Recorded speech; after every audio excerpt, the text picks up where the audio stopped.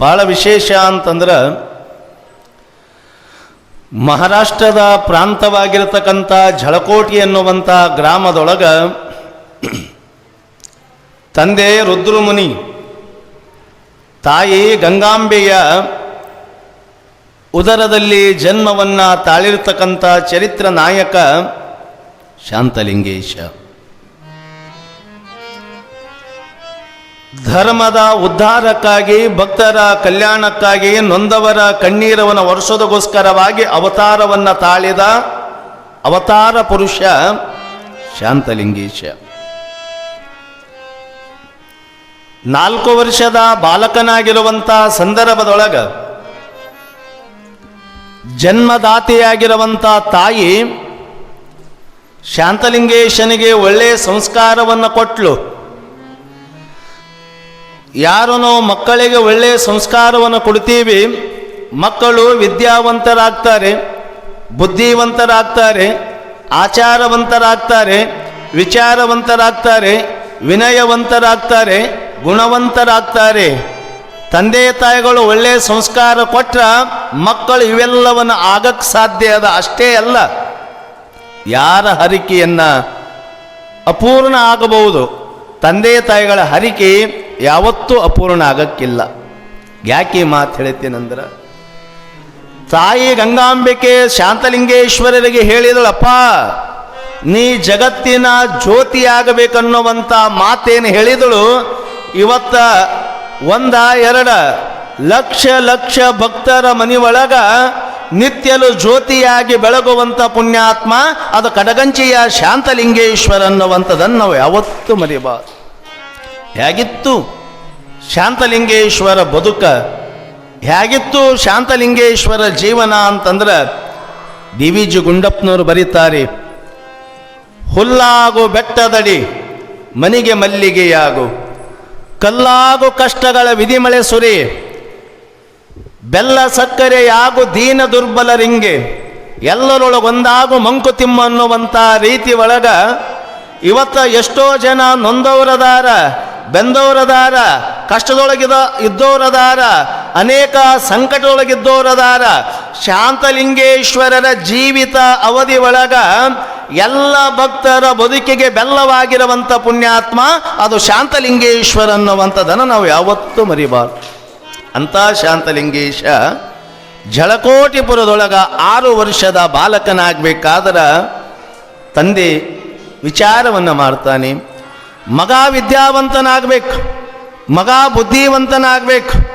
ಆತ ಅನೇಕ ಮಕ್ಕಳಿಗೆ ಆತನಿಂದ ವಿದ್ಯೆಯನ್ನು ಕಲಿಸ್ಬೇಕನ್ನುವಂಥ ಭಾವದೊಳಗ ವಿದ್ಯೆಯನ್ನು ಕಲಿಸ್ಬೇಕಂತ ತಿಳ್ಕೊಂಡು ಗುರುಕುಲದೊಳಗ ವಿದ್ಯಾ ಕಲಿಸಕ್ಕ ವ್ಯವಸ್ಥೆಯನ್ನು ಮಾಡ್ತಾರೆ. ಕಾರಣ ವಿದ್ಯೆ ಕಲಿಸದ ತಂದೆ, ಬುದ್ಧಿ ಹೇಳದ ಗುರು, ಬಿದ್ದಿರಲು ಬಂದು ನೋಡದ ತಾಯಿ, ಇವು 3 ಶುದ್ಧ ವೈರಿ ಕಾಣಯ್ಯ ಸರ್ವಜ್ಞ ಅನ್ನುವಂಥ ರೀತಿ ಒಳಗ ಯಾವಾಗ ಗುರುಕುಲಕ್ಕೆ ಬಂದರೂ ಗುರುಕುಲದೊಳಗ ಭಾಳ ದಿವಸ ಅಲ್ಲ, ಆತ ಅವತಾರಿ ಪುರುಷ ಶಾಂತಲಿಂಗೇಶ ಖರೆ. ಆದರೆ ಲೋಕಾರೂಢಿಯಾಗಿ ಅಕ್ಷರಾಭ್ಯಾಸವನ್ನು ತಂದೆ ತಾಯಿಗಳ ಕಲಿಸುವಂತಹ ಸಂದರ್ಭದೊಳಗ ಕೆಲವೇ ದಿನಗಳ ಗತಿಸೋದ್ರೊಳಗಾಗಿ ಇಡೀ ಝಳಕೋಟಿಪುರದೊಳಗೆ ಎಷ್ಟು ಜನ ಮಕ್ಕಳು ಗುರುಕುಲದೊಳಗಿದ್ದರು, ಎಷ್ಟು ಜನ ಆ ಶಾಲೆಯೊಳಗೆ ಕಲಿತಿದ್ರು, ಕೆಲವು ದಿನದೊಳಗ ಗುರುಗಳು ಹೇಳುವಂಥ ವಿದ್ಯೆಯನ್ನ ಕರಗತ ಮಾಡಿಕೊಂಡಾಮ ಪುರಾಣದ ಕಥಾನಾಯಕ ಶಾಂತಲಿಂಗೇಶ. ಆತ ಎಲ್ಲ ಮಕ್ಕಳಿಗೆ ಬೋಧನೆಯನ್ನು ಮಾಡಬೇಕಾದ್ರೆ ಬೆಳೀತಾ 8 ವರ್ಷದ ಬಾಲಕನಾದಾಗ ತಂದೆ ರುದ್ರಮುನಿಯವರು ವಿಚಾರ ಮಾಡ್ತಾರೆ, ಮಗನಿಗೆ 8 ವರ್ಷ ಆಗ್ಯಾವ, ನಮ್ಮ ವೀರಶೈವ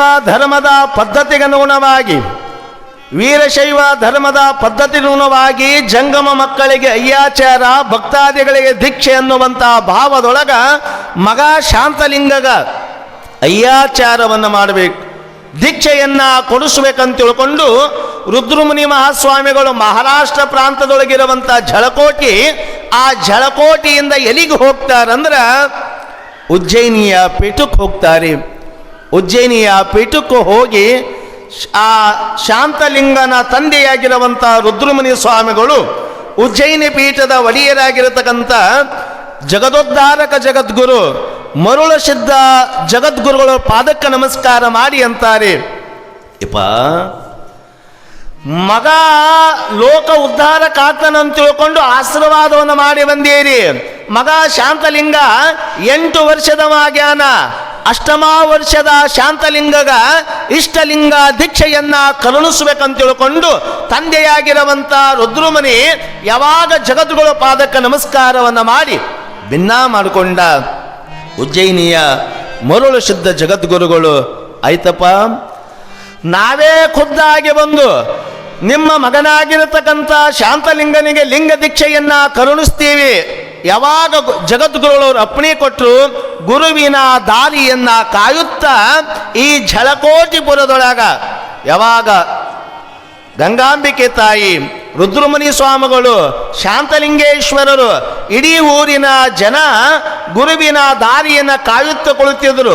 ಕಾರಣ ಅಂತಂದ್ರೆ ಗುರುವಿನ ದರ್ಶನ ಮಾಡಬೇಕು, ಆ ಲಿಂಗ ದೀಕ್ಷೆಯ ಕಾರ್ಯವನ್ನು ಕಣ್ಣಾರೆ ಕಾಣಬೇಕಂತ ತಿಳ್ಕೊಂಡು ಯಾವಾಗ ಇಡೀ ಊರು ಜನ ಹರುಷಭರಿತರಾಗಿ ಕುಳಿತಿರುವಂಥ ಸಂದರ್ಭದೊಳಗ ಶಾಂತಲಿಂಗೇಶ್ವರರಿಗೆ ಯಾವಾಗ ಲಿಂಗ ದೀಕ್ಷೆಯನ್ನ ಕರುಣಿಸ್ತಾರಂತಂದ್ರೆ ಕಾರ್ತಿಕ ಮಾಸ ಶುಭ ದಿನದಂದು ಶಾಂತಲಿಂಗೇಶ್ವರರಿಗೆ ಉಜ್ಜಯಿನಿಯ ಸದ್ಧರ್ಮದ ಗುರುವರ್ಯರಾಗಿರತಕ್ಕಂಥ ಮರುಳ ಸಿದ್ಧ ಜಗದ್ಗುರುಗಳಿಂದ ಲಿಂಗ ದೀಕ್ಷೆಯನ್ನ ಶಾಂತಲಿಂಗೇಶ್ವರರಿಗೆ ಕರುಣಿಸ್ತಾರೆ. ಆಕಾರದೊಳಗಿರುವಂಥ ಪರಮಾತ್ಮ ಭಕ್ತನ ಅಂಗೈ ಒಳಗ ಲಿಂಗ ಆಕಾರದೊಳಗೆ ಬಂದು ನೆಲೆಯಾಗಿ ನಿಂತಿರತಕ್ಕಂಥದ್ದು.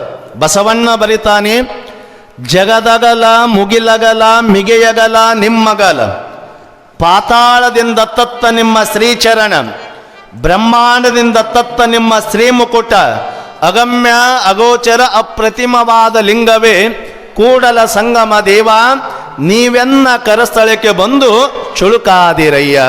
ಬೃಹದಾಕಾರದೊಳಗಿರುವಂಥ ಪರಮಾತ್ಮನನ್ನು ನಿತ್ಯ ಪೂಜಾ ಮಾಡೋಕ್ಕಾಗಂಗಿಲ್ಲ. ಯಾವ ಭಕ್ತ ಭಕ್ತಿಯಿಂದ ಪೂಜಿಸ್ತಾನ, ಭಕ್ತಿಯಿಂದ ಪೂಜಿಸುವಂಥ ಭಕ್ತನ ಅಂಗೈ ಒಳಗ ಲಿಂಗ ಆಕಾರದೊಳಗೆ ಬಂದು ಕೂತವನೇ ಅವ ಪರಮಾತ್ಮ ಅನ್ನುವಂಥದ್ದನ್ನು ನಾವು ಯಾವತ್ತೂ ಮರಿಬಾರ್ದು. ಕಾರಣ ಅಂತಂದ್ರೆ ಗುರು ಕೊಡುವಂಥ ಲಿಂಗ ದೀಕ್ಷೆ ಸಾಮಾನ್ಯವಾಗಿರುವಂಥದ್ದಲ್ಲ.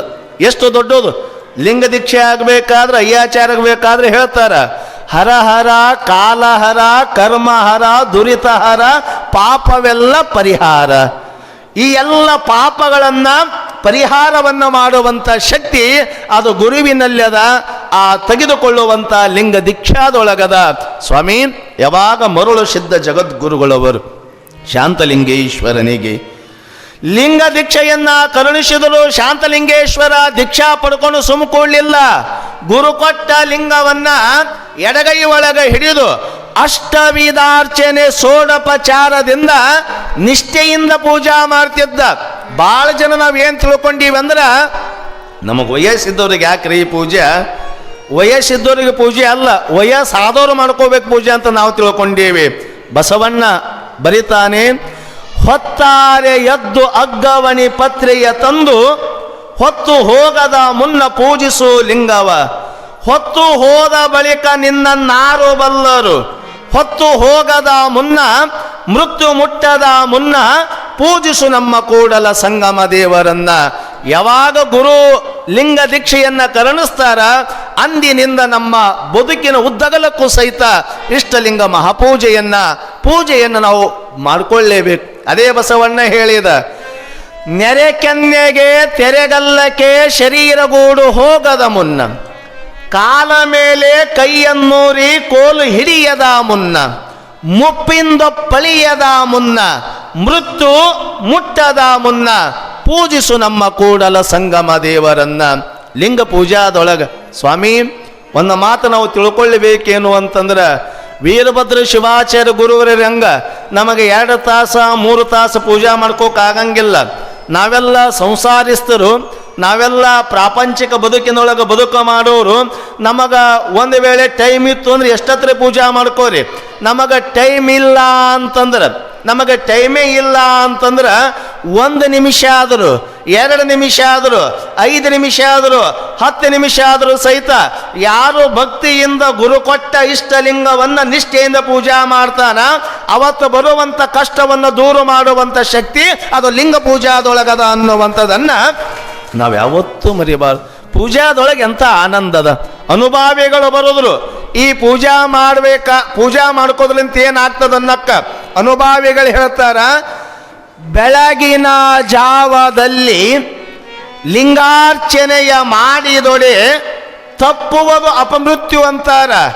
ಬೆಳಗಿನ ಜಾವ ಎದ್ದು ಪೂಜಾ ಮಾಡಿದೀವಿ ಅಂತಂದ್ರೆ ಬರುವಂಥ ಸಾವು ದೂರ ಮಾಡುವಂಥ ಶಕ್ತಿ ಅದು ಲಿಂಗ ಪೂಜಾದೊಳಗದ ಅನ್ನುವಂಥದ್ದನ್ನು ಅನುಭಾವಿಗಳು ಹೇಳುವಂಥ ಮಾತು. ಯಾಕೆ ಈ ಮಾತು ಹೇಳ್ತೀನಂದ್ರೆ, ನಾವೆಲ್ಲರೂ ವೀರಶೈವ ಧರ್ಮದೊಳಗೆ ಜನ್ಮ ತಾಳೀವಿ ಅಂದ ಬಳಿಕ, ವೀರಶೈವ ಲಿಂಗಾಯತ ಧರ್ಮದೊಳಗೆ ನಾವೆಲ್ಲರೂ ಹುಟ್ಟೀವಿ ಅಂದ ಬಳಿಕ ಕೊರಳಾಗ ಒಂದಿಷ್ಟು ಲಿಂಗ ದೀಕ್ಷೆಯನ್ನು, ಆ ಕೊರಳಾಗ ಲಿಂಗವನ್ನು ಕಟ್ಟಿಕೊಳ್ಳೇಬೇಕು. ಪ್ರತಿ ವರ್ಷ ಅಪ್ಪೋರು ಇಲ್ಲಿ ಜಂಗಮ ಮಕ್ಕಳಿಗೆ ಅಯ್ಯಾಚಾರ ಭಕ್ತಾದಿಗಳಿಗೆ ದೀಕ್ಷೆ ಕಾರ್ಯಕ್ರಮ ನಾಳೆ 5ನೇ ತಾರೀಕು. ಯಾಕೆ ಜನ ಬರಲಕ್ಕ? ನಾಳೆ 5ನೇ ತಾರೀಕು ಎಷ್ಟು ಸಾವಿರ ಜನ ಬಂದರೂ ಸಹಿತ ಅವರಿಗೆ ಲಿಂಗ ದೀಕ್ಷೆಯನ್ನು ಕೊಡಿಸ್ಬೇಕನ್ನುವಂಥ ಭಾವ ಅದು ವೀರಭದ್ರ ಶಿವಾಚಾರ್ಯ ಗುರುವರ್ಯರು. ಯಾಕೆ ಈ ಮಾತು ಹೇಳ್ತೇನೆ ಅಂದ್ರೆ, ಪೂಜಾದೊಳಗೆ ಎಂಥ ಶಕ್ತಿ ಅದ. ಬರೇ ಮಹಾತ್ಮರ ಬಲ್ಲಿಯ ಶಕ್ತಿ ಅದ ಅಂತಲ್ಲ, ಭಕ್ತನಾದವನು ಸಹಿತ ಯಾರಿಗೆ ಕೆಟ್ಟದು ಬಯಸಲಾರ್ದಂಗ ಸದಾವಕಾಲ ಶಿವಪೂಜೆ ಮಾಡ್ಕೋತ ನೀ ಬದುಕು ಮಾಡಿದೆ ಅಂತಂದ್ರೆ ನೀ ಅಂದಿದ್ದು ಆಗುವಂಥ ಶಕ್ತಿ ಅದು ಲಿಂಗ ಪೂಜಾದೊಳಗದ ಅನ್ನುವಂಥದ್ದನ್ನು ನಾವು ಯಾವತ್ತೂ ಮರಿಬಾರ್ದು. ಎಂಥ ಶಕ್ತಿ ಅದ ಅನ್ನ ಕೇಳ್ತೀನಿ ನಿಮಗೆ. ಶಿವಯೋಗಿಗಳಾಗಿರ್ತಕ್ಕಂಥ ಅಥಣಿ ಮುರುಗೇಂದ್ರ ಶಿವಯೋಗಿಗಳ ಹೆಸರ ನೀವೆಲ್ಲ ಕೇಳಿರಿ. ಅಥಣಿ ಮುರುಗೇಂದ್ರ ಶಿವಯೋಗಿಗಳು ಲಿಂಗ ಪೂಜಾ ನಿಷ್ಠರು. ಅಥಣಿ ಮುರುಗೇಂದ್ರ ಶಿವಯೋಗಿಗಳು ಲೀಲಾಮೂರ್ತಿಗಳು. ಒಂದು ಸಾರಿ ಅಥಣಿ ಗಚ್ಚಿನ ಮಠದೊಳಗ ಮುರುಗೇಂದ್ರ ಶಿವಯೋಗಿಗಳು ಇರುತ್ತಿರುವಂಥ ಸಂದರ್ಭದೊಳಗೆ ಭಾಳ ಜನ ನಮ್ಮ ಕಲಬುರಗಿ ಮಹಾನಗರದ ಭಕ್ತ ಬಳಗ ಪೂಜಾ ಮಾಡೋರದೀರಿ, ಪೂಜಾ ಮಾಡಿಕೊಳ್ಳೋರದೀರಿ. ಪ್ರತಿಯೊಬ್ಬರು ಎದಿ ಮ್ಯಾಗ ಲಿಂಗ ಧಾರಣೆಯನ್ನು ಮಾಡಿಕೊಂಡವ್ರು ಎದೀರನ್ನ ಕೇಳುತ್ತೀನಿ ನಿಮಗೆ. ಅಥಣಿ ಮುರುಗೇಂದ್ರ ಶಿವಯೋಗಿಗಳು ಅಥಣಿ ಊರಾಗಿರ್ಬೇಕಾದ್ರೆ 15-20 ಜನ ಭಕ್ತರು ಬಂದರು. 15-20 ಜನ ಭಕ್ತರು ಬಂದು ಅಥಣಿ ಮುರುಗೇಂದ್ರ ಶಿವಯೋಗಿಗಳಿಗಂತಾರೆ, ಯಪ್ಪ ಯುಗಾದಿ ಪಾಡ್ಯಕ್ಕ ಶ್ರೀಶೈಲ ಮಲ್ಲಯ್ಯನ ಜಾತ್ರೆ ಅದ. ಯುಗಾದಿ ಪಾಡ್ಯಕ್ಕ ಶ್ರೀಶೈಲ ಮಲ್ಲಯ್ಯನ ಜಾತ್ರೆ ಅದ. 15-20 ಜನ ಭಕ್ತರು ನಾವು ಶ್ರೀಶೈಲಕ್ಕೆ ಪಾದಯಾತ್ರೆ ಮುಖಾಂತರವಾಗಿ ಹೊಂಟೀವಿ, ನೀವು ಬರ್ತೀರೇನ್ರಪ್ಪ ಅಂತ ಭಕ್ತರು ಅಥಣಿ ಮುರುಗೇಂದ್ರ ಶಿವಯೋಗಿಗಳಿಗೆ ಕೇಳಿದ್ರೆ, ಅವಾಗ ಮುರುಗೇಂದ್ರ ಶಿವಯೋಗಿಗಳಂತಾರ, ಆಯ್ತ್ರಪ್ಪ ಶ್ರೀಶೈಲ ಮಲ್ಲಯ್ಯನ ದರ್ಶನಕ್ಕೆ ಹೊಂಟೀರಿ ಅಂದ್ರೆ ನಾನೂ ಬರ್ತೀನಿ, ನಾಳೆಗೆ ಹೋಗಾಮಿ ಅಂದರು.